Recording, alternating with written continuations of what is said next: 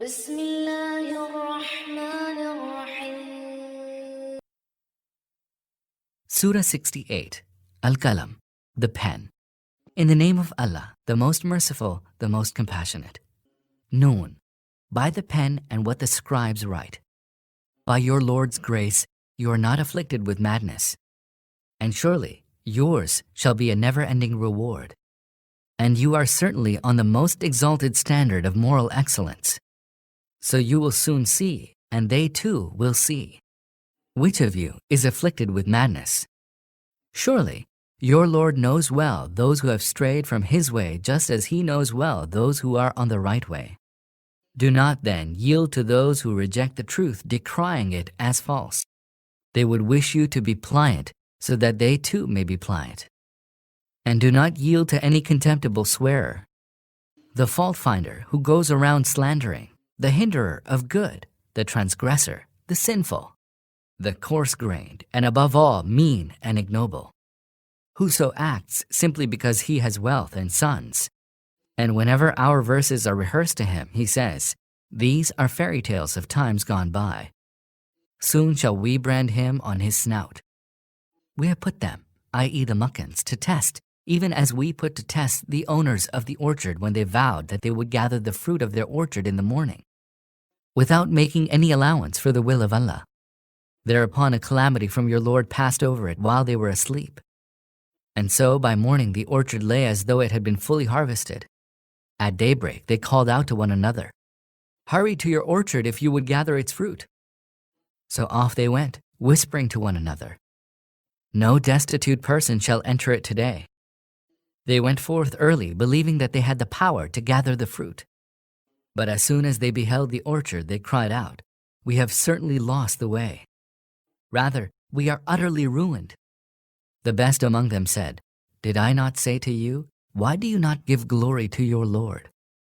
They cried out, "Glory be to our Lord. Certainly we were sinners."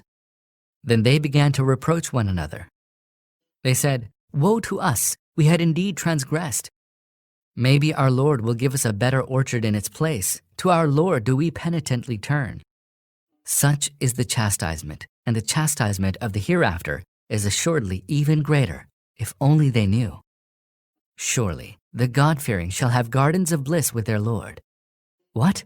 Shall we treat those who have submitted to our command like those who have acted as criminals? What is the matter with you? How ill do you judge? Or do you have a book wherein you read that in the hereafter you shall have all that you choose for yourselves? Or have we sworn a covenant with you which we are bound to keep till the day of resurrection? A covenant requiring that whatever you ordain for yourselves shall be yours. Ask them, which of them can guarantee that?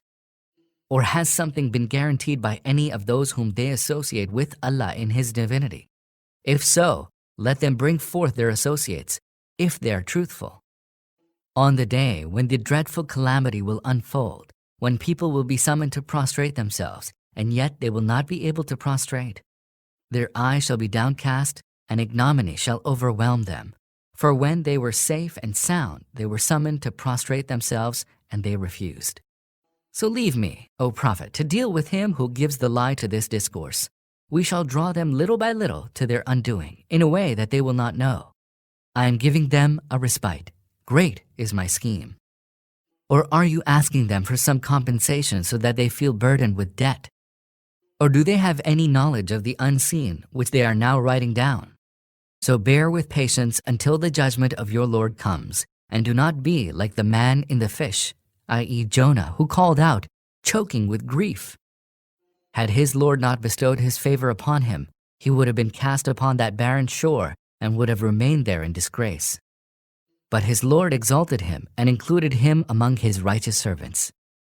When the unbelievers hear his exhortation, they look at you as though they would knock you off your feet with their hostile glances. They say, "Surely he is afflicted with madness," although this is nothing but an exhortation to goodness for everyone in the world.